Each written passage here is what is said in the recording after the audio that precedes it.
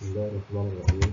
أهلا طلاب سنة أولى إعدادي، ومعانا الجزء الثاني من الدرس الأول، قارة أفريقيا، الموقع والكشوف الجغرافية. الجزء الأولاني إحنا اتكلمنا عن الموقع. نيجي بقى للجزء الثاني وهو الكشوف الجغرافية. الكشوف الجغرافية يعني عاوزك تعرف مين بالظبط اللي حاول يكتشف ويعرف تفاصيل القارة دي. طب هما مين صحيح كان ليهم دور في اكتشاف القارة بتاعتنا؟ أقول لك كان عندنا ثلاثة. مصر بلدنا كان ليها دور في اكتشاف قارة أفريقيا، والعرب كان ليهم دور في اكتشاف قارة أفريقيا، والأوروبيين كمان كان ليهم دور في اكتشاف قارة أفريقيا. يبقى لما نيجي نتكلم عن الكشوف الجغرافية لقارة أفريقيا ونشوف مين اللي كان ليهم دور في اكتشافها، هنتكلم عن ثلاثة: عن دور مصر، ودور العرب، ودور الأوروبيين. ونبدأ في الأول نشوف مصر عملت إيه في اكتشاف قارة أفريقيا. قال لك مصر حاولت تكتشف القارة بتاعتنا اللي هي قارة أفريقيا منذ القدم. من إمتى يعني؟ أقول لك من أيام أجدادنا المصريين القدماء، يعني في عصر المصريين القدماء وأجدادنا حاولوا يعرفوا ويشوفوا كل حاجة عن قارة أفريقيا. وكمان دلوقتي يعني في العصر الحديث، يبقى دور مصر بلدنا هيبقى في فترتين: في فترة عصر أجدادنا المصريين القدماء، وفي العصر الحديث. طب تعالى كده نشوف عصر المصريين القدماء مين بالظبط اللي هيهتم باكتشاف قارة أفريقيا. أقول لك إحنا عندنا شخصيتين. أول شخصية واحد كان اسمه رحالة، كان اسمه حرقوف. يبقى كان اسمه إيه؟ حرقوف. أيوة، ده واحد من أجدادنا المصريين القدماء. عمل إيه حرقوف؟ قال لك عمل 4 رحلات في قارة أفريقيا. 4 رحلات في قارة أفريقيا نحو الجنوب يعني. نزل لتحت، وكان من أوائل المصريين اللي اكتشفوا أجزاء كثيرة جدا في قارة أفريقيا.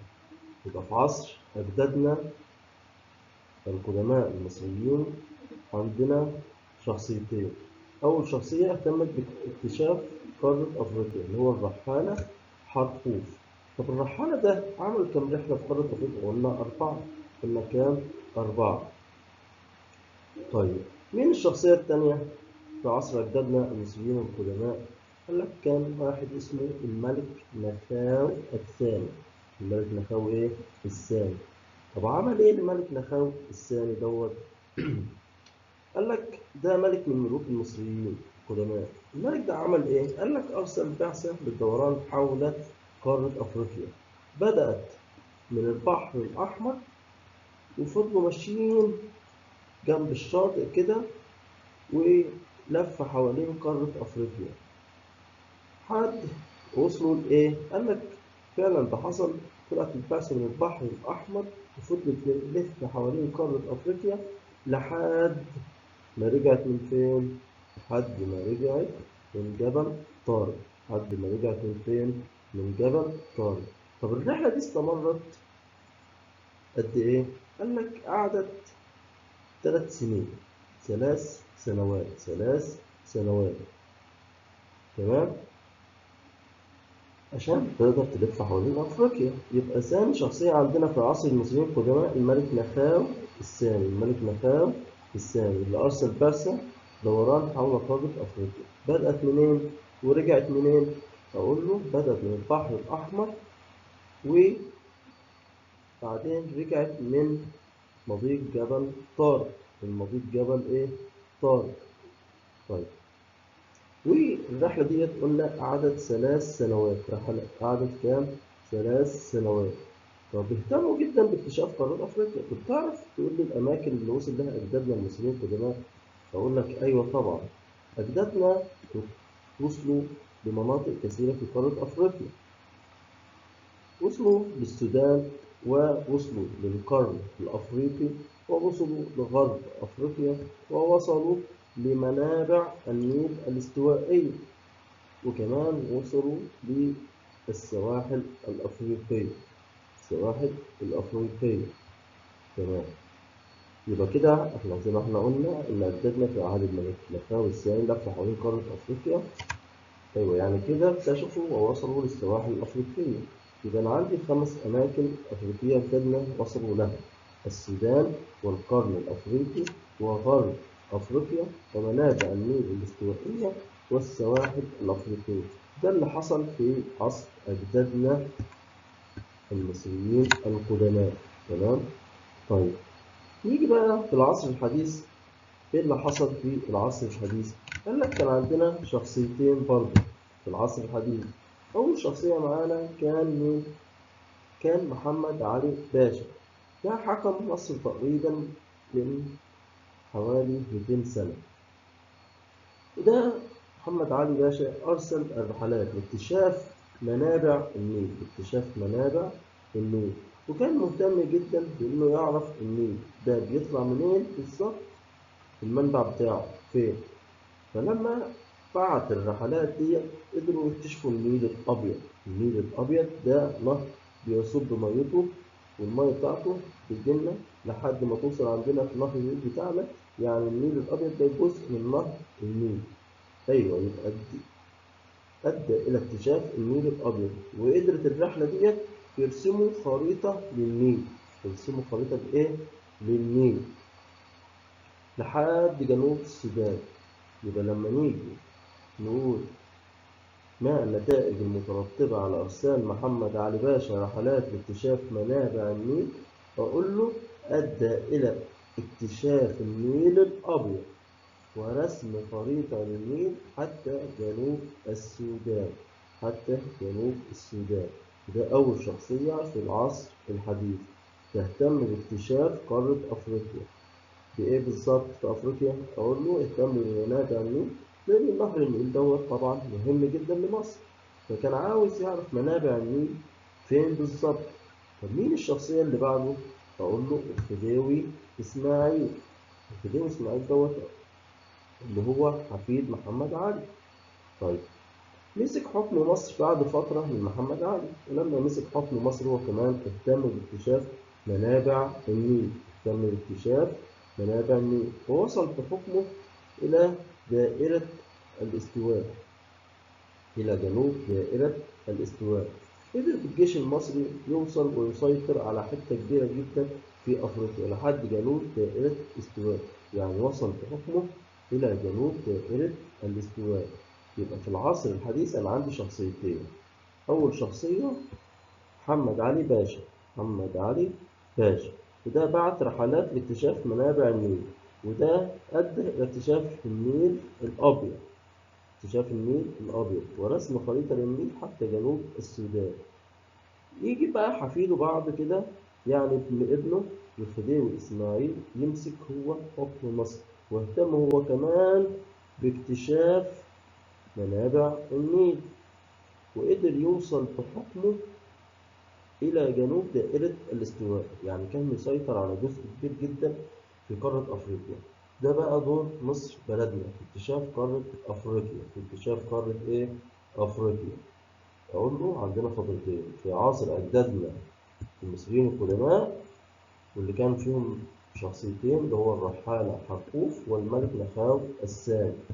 وكمان عندنا في العصر الحديث، العصر الحديث عندنا شخصيتين كمان، اللي هو محمد علي باشا، اللي هو أرسل رحلات لاكتشاف منابع النيل وأدى إلى اكتشاف النيل الأبيض ورسم خريطة للنيل حتى جنوب السودان. كمان الشخصية الثانية الخديوي إسماعيل، اللي هو حفيد محمد علي باشا. ده برضه اهتم باكتشاف منابع النيل، ووصل حكمه إلى جنوب دائرة الاستواء. جنوب دائرة إيه؟ الاستواء. طيب، بعد كده عايزين نعرف بقى دور مين؟ دور العرب في اكتشاف قارة أفريقيا. العرب برضو كان ليهم دور في اكتشاف قارة أفريقيا. أقول لك أيوة طبعا، ده احنا كان عندنا الجغرافيا والرحالة العرب اللي اكتشفوا أجزاء كبيرة جدا من قارة أفريقيا. وكمان كان عندنا القوافل العربية اللي هم التجار العرب اللي كانوا بيجوا من فين؟ بيجوا يتاجروا في أفريقيا. وكمان عندنا الممالك الإسلامية، الممالك الإسلامية، المدن الصغيرة الإسلامية اللي كانت موجودة في قارة أفريقيا. يبقى دور العرب عندي 3 حاجات: الجغرافيون والرحالة العرب، يعني الناس اللي بتسافر من مكان لمكان كانوا عرب، واكتشفوا أجزاء كبيرة، اكتشفوا أجزاء كثيرة جدا من قارة أفريقيا. وعندنا كمان قوافل عربية، مجموعة متنوعة من التجار كانوا بيجوا يتاجروا في قارة أفريقيا. وعندنا ممالك الإسلامية، ممالك إسلامية، بعض المدن الصغيرة اللي كانت موجودة في قارة أفريقيا. طب كلمني الأول عن الجغرافيين. الجغرافيون والرحالة العرب زي مين؟ أقول لك زي واحد اسمه ابن بطوطة، وواحد اسمه المسعودي. دول من أشهر الجغرافيون والرحالة العرب، أشهر الناس اللي كانت بتمشي من مكان لمكان وتكتب بقى عن الأماكن اللي بتزورها. الاتنين دول جم أفريقيا وكتبوا كتابات كثيرة جدا عنها. طب ابن بطوطة، قال لك ابن بطوطة عمل إيه؟ قال لك قام برحلات في شمال أفريقيا، مشي في شمال أفريقيا، بس قال لك لا، واخترق الصحراء من الشمال للجنوب حتى وصل إلى مالي، دولة مالي هي في النص في الصحراء تحت كده. فأقول لك حصل يبقى قام برحلات في شمال أفريقيا ومسكتش، لا ده اختار الصحراء من فوق لتحت، يعني من الشمال للجنوب حتى وصل إلى مالي. كل الأماكن اللي زارها ابن بطوطة كتب عنها كتابات ووصفها كويس جدا. يبقى قام برحلات في شمال أفريقيا واخترق الصحراء من فوق لتحت، يعني من الشمال للجنوب حتى وصل إلى مالي. طب المسعودي، قال لك المسعودي ده عمل إيه؟ أقول لك ده من أوائل الرحالة العرب اللي زاروا قارة أفريقيا وكتبوا حاجات كتيرة عنها. يبقى أنا عندي الجغرافيون والرحالة العرب اكتشفوا أجزاء من قارة زي مين؟ أقول له زي ابن بطوطة والمسعودي. طب القوافل العربية، يعني التجار اللي بيجوا يتاجروا في قارة أفريقيا، أقول لك القوافل دي وصلت إلى السودان والحبشة وجزر القمر وغيرها من بلاد كتيرة تانية. يبقى القوافل العربية وصلت إلى إيه؟ أقول له السودان والحبشة وجزر القمر. طب الممالك الإسلامية يعني، الممالك الإسلامية يعني المدن الصغيرة الإسلامية اللي كانت موجودة في أفريقيا. قال لك المدن دي امتدت من السواحل الشرقية لقارة أفريقيا، يعني من على إيدك اليمين في القارة لحد نصها إلى هضبة البحيرات الاستوائية. كل دي أماكن كان فيها ممالك إسلامية، مدن صغيرة بقى إسلامية عايش فيها مسلمين وكمان عرب، كانوا عارفين أفريقيا وكتبوا حاجات كتيرة جدا عنها. كانوا موجودين في الممالك الإسلامية ديت. يبقى الممالك الإسلامية امتدت منين لفين؟ أقول له امتدت من السواحل الشرقية لقارة أفريقيا إلى هضبة البحيرات الاستوائية في النص. طب هو ما كانش فيه ممالك إسلامية غير دول؟ أقول لك كان في بعض الممالك في غرب القارة، يعني على إيدك الشمال، بس مش كتير أوي. المهم يبقى الممالك الإسلامية دي امتدت من فين؟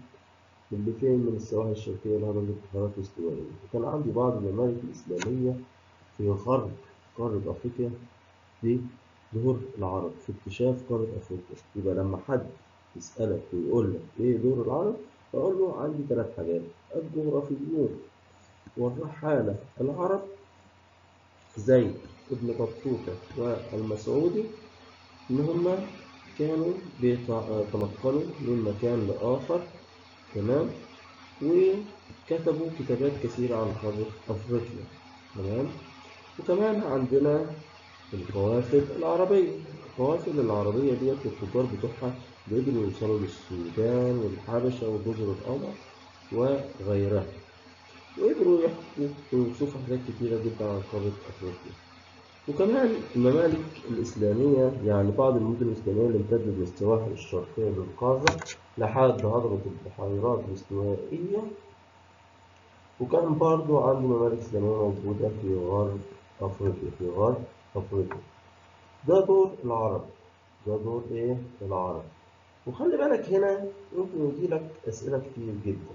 لما تنسب الأعمال مثلا، مين اللي قام برحلات في شمال أفريقيا واخترق الصحراء لحد ما وصل إلى مالي؟ أقول له ابن بطوطة. أمال مين من أوائل الرحالة العرب اللي زار أفريقيا؟ أقول له المسعودي. طيب الممالك الإسلامية دي امتدت من السواحل الشرقية لإيه؟ أقول له إلى هضبة البحيرات الاستوائية. وطبعا كان عندي ممالك موجودة في غرب أفريقيا. كده احنا اتكلمنا عن دور العرب في اكتشاف قارة أفريقيا. يلا بقى نشوف دور الأوروبيين. نشوف بقى دور الأوروبيين في اكتشاف قارة أفريقيا. بيقول لك لما تيجي تتكلم عن الأوروبيين هتتكلم الأول عن البرتغاليون، البرتغاليون لوحدهم، وبعد كده تتكلم عن الإنجليز والفرنسيين والهولنديين. كل دول من قارة أوروبا اللي هيجوا يعملوا اكتشافات في قارة أفريقيا. طب استنى هنا، هما البرتغاليون هيجوا إمتى علشان يبدأوا يحاولوا يكتشفوا قارة أفريقيا؟ أقول لك بدأوا في اكتشاف قارة أفريقيا في عهد الأمير هنري الملاح. هنري الملاح بدأوا محاولات اكتشاف قارة أفريقيا. الكلام ده حصل في القرن ال15. يبقى البرتغاليون هيبدأ في عصر الأمير هنري الملاح محاولات اكتشاف إيه؟ أقول له في محاولات اكتشاف أفريقيا. الكلام ده في القرن ال15. طب ليه؟ إيه اللي خلى البرتغاليين يجوا؟ قال لك لمحاولة الوصول إلى الهند، محاولة الوصول إلى الهند. دي كانت دولة غنية جدا جدا. الأوروبيين كانوا بياخدوا حاجات كتيرة من الهند، حاجات كتيرة من الهند ينقلوها عندهم. طب كانوا بينقلوا الحاجات ديت إزاي؟ قال لك كانوا بيجيبوا البضائع بتاعتهم في السفن لحد ما يخشوا كده البحر الأحمر. يخشوا فين؟ البحر الأحمر. تمام؟ لحد ما يجوا بقى لحد خليج السويس. لحد ما يجوا فين؟ لخليج السويس. عندنا هنا كده مثلا. وكانت قناة السويس في الوقت ده لسه ما اتحفرتش. فكانوا المصريين بينقلوا ليهم البضائع على سفن تانية واقفة في البحر المتوسط. واقفة فين؟ في البحر المتوسط. السفن اللي واقفة هنا تاخد البضائع وتوصلها ليهم في أوروبا. يبقى أيام زمان علشان توصل للهند لازم تعدي على مصر. البرتغاليين بقى ما كانوش عايزين يعدوا على مصر، عايزين يوصلوا للهند ومش عايزين يعدوا على مصر. مش عايزين يعدوا على إيه؟ على مصر عشان ما يدفعوش فلوس لمصر. فهو نقل البضاعة من البحر الأحمر للبحر المتوسط أو العكس ده بفلوس، لأن قناة السويس أيام زمان ما كانتش لسه اتحفرت. البرتغاليين عايزين يوصلوا للهند من غير ما يعدوا على مصر. قال لك إحنا عايزين نكتشف طريق يلف حوالين أفريقيا. يبقى بدأ البرتغاليين في عهد الأمير هنري الملاح محاولات لاكتشاف أفريقيا في القرن ال15. ليه؟ لمحاولة الوصول إلى الهند عن طريق الدوران حول أفريقيا، الدوران حول أفريقيا. تمام؟ طيب. طب الناس دي هتلف إزاي وهتجيب معلومات إزاي؟ دول من قارة أوروبا ساكنين هنا في الحتة دي. تمام؟ دول يعرفوا إيه عن أفريقيا؟ قال لك استفادوا من كتابات العرب. فاكر انت ابن بطوطة والمسعودي؟ قال لك الجغرافيين العرب كانوا كاتبين كتابات كتيرة جدا وكتب كتيرة جدا عن قارة أفريقيا. جابوا الكتب دي وحاولوا يقروها علشان يشوفوا طريق يلفوا بيه حوالين قارة أفريقيا. وفعلا طلعوا كده من بلدهم. البرتغاليين طلعوا من بلدهم ومسكوا الشاطئ وفضلوا ماشيين ماشيين لحد ما وصلوا للحتة دي. الحتة دي اسمها رأس الرجاء الصالح. رأس الرجاء الصالح. وأول ما عدوا ولفوا جم يبصوا لقوا نفسهم وصلوا للهند. يبقى كده هم وصلوا للهند عن طريق الدوران حول قارة إيه؟ حول قارة أفريقيا. فسموا الطريق على اسم الحتة دي، يعني اسمه طريق رأس الرجاء الصالح.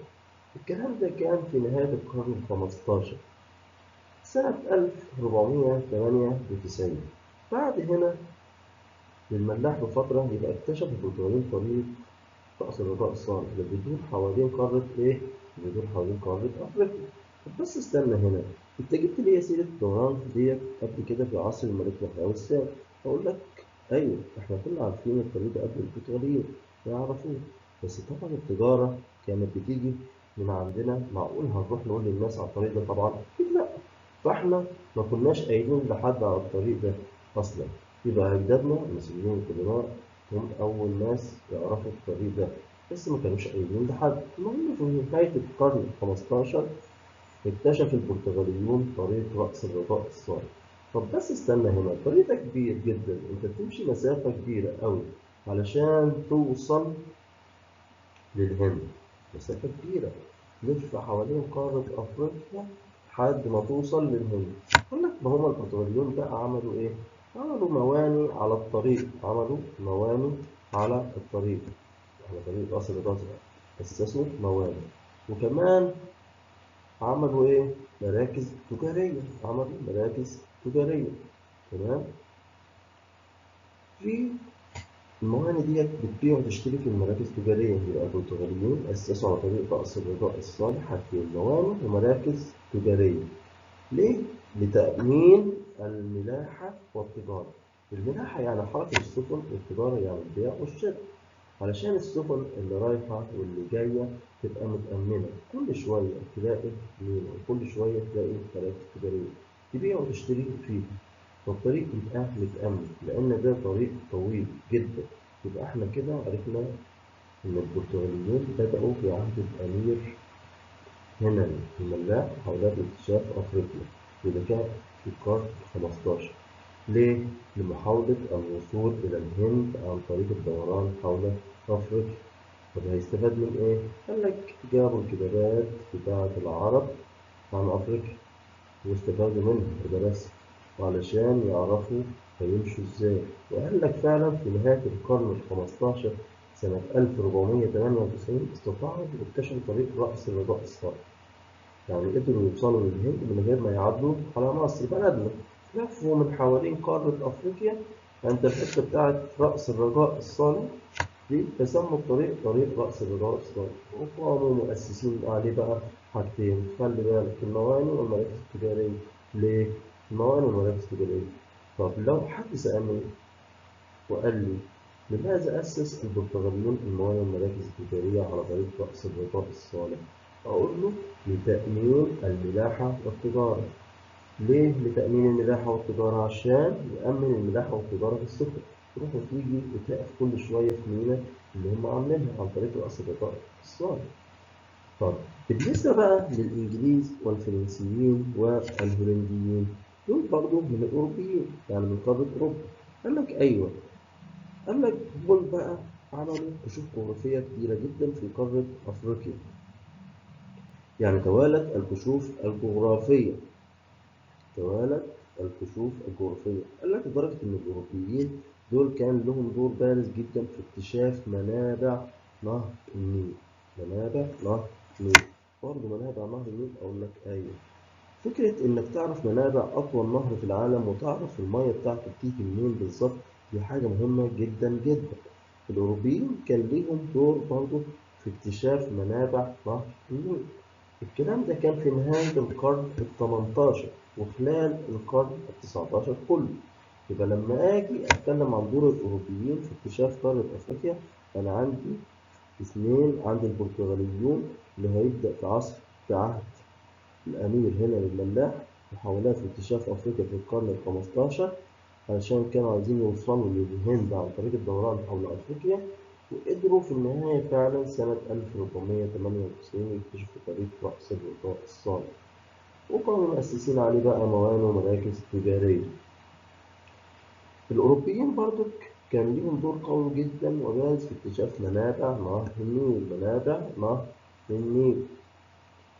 الكلام ده تحديدا في نهاية القرن الثمنتاشر وخلال القرن التسعتاشر كله. طب السؤال هنا، إيه اللي خلى الأوروبيين زي الإنجليز والفرنسيين والهنديين وحتى البرتغاليين كل دول يسيبوا قارة أوروبا ويجوا يكتشفوا قارة أفريقيا؟ علشان بيحبونا مثلا؟ أقول لك لا. ده أنت لو جالك سؤال وقال لك بما تفسر اهتمام أوروبا بالكشوف الجغرافية لقارة أفريقيا، أقول لك ليه؟ لنهب خيراتها، لنهب خيراتها، لنهب خيراتها. بما تفسر اهتمام أوروبا بالكشوف الجغرافية لقارة أفريقيا لنهب خيراتها واستغلال ثرواتها. تمام؟ نعم. يعني جايين يسرقوها، أيوه، يبقى لنهب خيراتها واستغلال ثرواتها. تمام؟ طيب، الدول الاستعمارية دول، يعني الدول اللي سابت بلدها وجت تحتل بلاد تانية، الدول دي جت وقعدت تتصارع مع بعضها البعض على تقسيم أفريقيا، على تقسيم أفريقيا ونهب خيراتها، ونهب خيراتها واستغلال ثرواتها، واستغلال ثرواتها. الدول الاستعمارية الأوروبية عملت كده، أيوه. يبقى اوعى تقول لي إن أوروبا اهتمت بالكشوف الجغرافية في قارة أفريقيا علشان بتحبنا، لا، لا، لنهب خيراتها واستغلال ثرواتها. طب الدول الاستعمارية ديت عملت إيه؟ قال لك اتخانقوا مع بعض، كانوا بيتخانقوا، أنا هاخد الحتة دي، أنا هاخد الحتة دي، بيبقى بالصرع على تقسيم أفريقيا ونهب خيراتها واستغلال ثرواتها. قسموا أفريقيا بالشكل اللي أنت شايفه ده. كل دي دول، كل دي دول في قارة أفريقيا قسموها بالشكل دوت. دي اسمها الخريطة السياسية لقارة أفريقيا، لأن الخريطة دي متقسمة لعدة دول، فلما تبقى الخريطة متقسمة لدول بقول عليها الخريطة السياسية. بقول عليها إيه؟ الخريطة السياسية. يبقى الخريطة اللي قدامنا دي اسمها إيه؟ الخريطة السياسية لقارة أفريقيا. مين السبب في التقسيمة دي؟ أقول له الدول الاستعمارية. عشان لو سألك وقال لك بما تفسر تنقسم قارة أفريقيا إلى دول عديدة مختلفة المساحة، مختلف المساحة، هنقول له إيه؟ بسبب تصارع الدول الاستعمارية عليها لنهب خيراتها واستغلال ثرواتها. يبقى بما تفسر تنقسم قارة أفريقيا إلى دول عديدة مختلف المساحة، أقول له بسبب تصارع الدول الاستعمارية عليها لنهب خيراتها واستغلال ثرواتها. ثم السبب في الشكل اللي احنا شايفينه ده. فالسؤال هنا، ما النتائج المترتبة على قيام الدول الاستعمارية بتقسيم أفريقيا ونهب خيراتها؟ قال لك جعل أفريقيا تعاني من الفقر، أكثر قارة فقيرة في العالم. قارة أفريقيا رغم امتلاكها ثروات طبيعية متعددة، دي مليانة ثروات، سرق الثروات دي كلها مين؟ الدول الاستعمارية اللي جت وقسمتها ونهبت خيراتها واستغلت ثرواتها. يبقى من النتائج المترتبة على قيام الدول الاستعمارية بتقسيم أفريقيا ونهب خيراتها، أقول له جعل أفريقيا تعاني من الفقر رغم امتلاكها ثروات طبيعية متعددة. طب هو أنا عندي كام دولة في قارة أفريقيا كده؟ لو جيت عديتهم، تمام، دول قارة أفريقيا، أقول لك عندنا 54 دولة. ال 54 دولة دول مش قد بعض، يعني مختلفين في المساحة. طب مين أكبر دولة في المساحة؟ فأقول له دولة الجزائر. دولة الجزائر أكبر دولة في أفريقيا، الجزائر. طب عدد الدول ال 54 دول، دولة مصر بلدنا الحبيب فين اهي؟ في الشمال الشرقي لقارة إيه؟ لقارة أفريقيا. ودي برضو دولة كبيرة. لو بصيت عليها بالنسبة للمساحة، طب أنا عايز أعرف بقى مصر بلدنا دورها إيه دلوقتي؟ يعني مصر ليها دور؟ فأقول لك طبعا مصر ليها دور كبير في أفريقيا حديثا. ليها جهود لتعميق العلاقات وتحقيق التنمية المستدامة في أفريقيا. التنمية المستدامة في أفريقيا، لدرجة إن مصر تم انتخابها لرئاسة الاتحاد الأفريقي، انتخابها لرئاسة الاتحاد الأفريقي، تمام، عام 2019. عام 2019 في اتحاد كده بيجمع الدول الأفريقية، مصر تم انتخابها رئيسا للاتحاد دوت سنة 2019. طب ما النتائج المترتبة على انتخاب مصر لرئاسة برئاسة إيه؟ الاتحاد الأفريقي سنة 2019. قال لك ده كان فرصة لتعميق ودعم دور مصر الريادي وعلاقتها بدول وشعوب القارة الأفريقية. علاقتها بدول وشعوب القارة الأفريقية. تمام؟ يبقى احنا دلوقتي بتحاول تعمل علاقات قوية جدا بدول وشعوب القارة بتاعتنا. القارة الأفريقية دي، طب مين سبب كل المشاكل اللي في أفريقيا فيها دلوقتي؟ أقول له الدول الاستعمارية. أقول له الدول الإيه؟ الاستعمارية اللي تصارعوا على تقسيم أفريقيا ونهب خيراتها واستغلال ثرواتها. طب إيه اللي حصل لما قسموها بالشكل ده ونهب خيراتها؟ أقول له جعل أفريقيا تعاني من الفقر رغم امتلاكها ثروات طبيعية متعددة. تمام؟ وبكده نكون خلصنا أول درس عندنا في الصف الأول الإعدادي، درس قارة أفريقيا، الموقع والكشوف الجغرافية. مع السلامة.